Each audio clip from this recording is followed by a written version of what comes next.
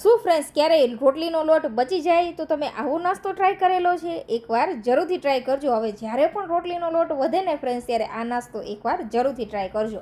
તો તેના માટે ફ્રેન્ડ્સ આપણે લીધું છે એક પેનની અંદર 2 ચમચી જેટલું તેલ. તેની અંદર આપણે એક ડુંગળી, એક ટમેટું, એક મરચું અને થોડા એવા લસણને ઝીણા સમારીને ઉમેરી દેવાના છે. બધી વસ્તુને એકી સાથે ઉમેરી દેવાની છે અને થોડી વાર માટે આપણે તેને સાતળી લેશું. આ નાસ્તો ફ્રેન્ડ્સ એટલો સરસ ટેસ્ટી ચટાકેદાર છે કે નાના બાળકોને તો ખૂબ જ પસંદ આવવાનો છે, મોટાને પણ એટલો પસંદ આવશે. હવે સારી રીતે આ બધી વસ્તુને આપણે સાતળવાની છે. અત્યારે ગેસની ફ્લેમ હાઈ જ રાખશું. ફટાફટ આ નાસ્તો બનીને તૈયાર થઈ જાય છે ફ્રેન્ડ્સ. 5 થી 7 મિનિટ જેટલો જ સમય લાગશે. હવે તમારે કલાકો સુધી કિચનમાં ન ઊભું રહેવું હોય ને ફ્રેન્ડ્સ, ત્યારે પણ તમે આ નાસ્તો ફટાફટ બનાવીને તૈયાર કરી લેશો. હવે આ નાસ્તાની રેસીપી ફ્રેન્ડ્સ તમે જોઈ લેશો ને એટલે રોજે થોડો એવો લોટ બચાવીને રાખશો. એટલો સરસ આ ટેસ્ટી નાસ્તો બનીને તૈયાર થાય છે. એકવાર જરૂરથી ટ્રાય કરજો. તો અહીંયા ફ્રેન્ડ્સ તમે જોઈ શકો છો ટમેટા અને ડુંગળી સરસ એવા સતળાઈ ગયા છે.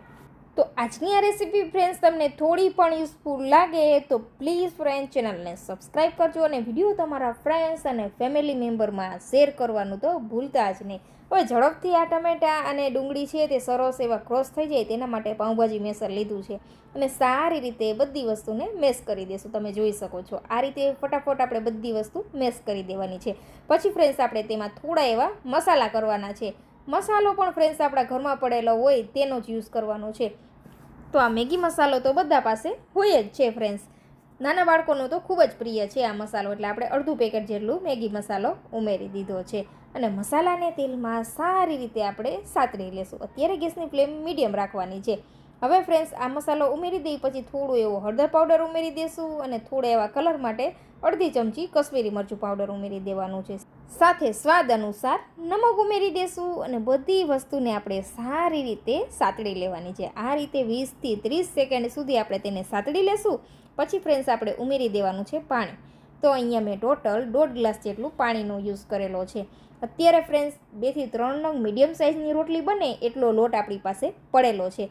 તો હવે પાણીમાં બોઇલ આવે છે ત્યાં સુધીમાં ફ્રેન્ડ્સ આપણે લોટને સરસ મિક્સ કરી દઈશું. મીડિયમ સાઇઝની 3 રોટલી બને ને એટલો લોટ છે તે માપથી આજે આપણે આ વાનગી બનાવીને તૈયાર કરવાની છે. તો હવે લોટને આપણે થોડોક એવો મસળી લેશું, થોડું એવું તેલ ઉમેરીને.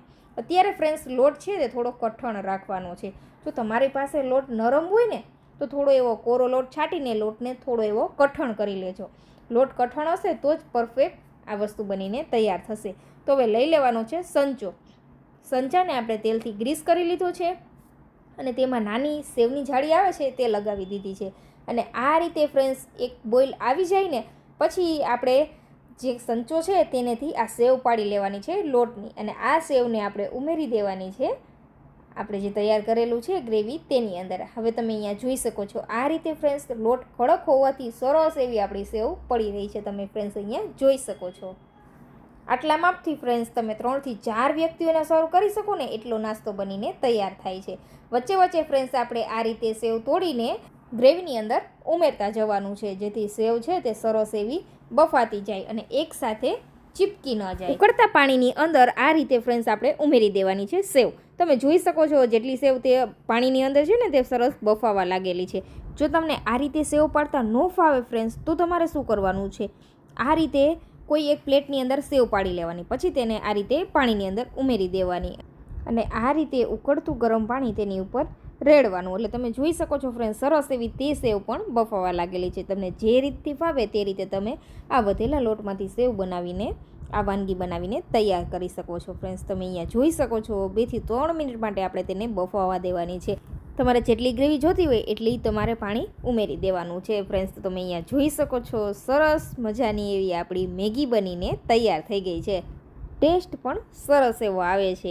એવું લાગશે જ નહીં કે ફ્રેન્ડ્સ તમે આ ઘઉંના લોટની મેગી બનાવેલી છે. એટલી સરસ ટેસ્ટી બને છે. તો આજની આ રેસીપી ફ્રેન્ડ્સ તમને થોડી પણ યુઝફુલ લાગી હોય તો પ્લીઝ ફ્રેન્ડ ચેનલને સબસ્ક્રાઈબ કરજો અને વિડીયો તમારા ફ્રેન્ડ્સ અને ફેમિલી મેમ્બરમાં શેર કરવાનું તો ભૂલતા જ નહીં. તો અહીંયા મને થોડી ગ્રેવી ઓછી લાગી રહી હતી એટલે મેં અડધા ગ્લાસ જેટલું પાણી ઉમેરીને થોડીવાર માટે ઉકાળી લીધું છે. જો તમારે આ મેગીને થોડીવાર માટે રાખવાની હોય ને ફ્રેન્ડ્સ તો આની અંદર પાણીની માત્રા થોડી એવી વધારે રાખવાની છે. તો સરસ એવી ટેમ્પટિંગ આપણી મેગી બનીને તૈયાર છે. તમારે જો નૂડલ્સ બનાવવું હોય ને ફ્રેન્ડ્સ તો તમારે ગાંઠિયાનો જે જારી આવે છે તે ચડાવી દેવાની, એટલે નૂડલ્સ બનીને તૈયાર થઈ જશે.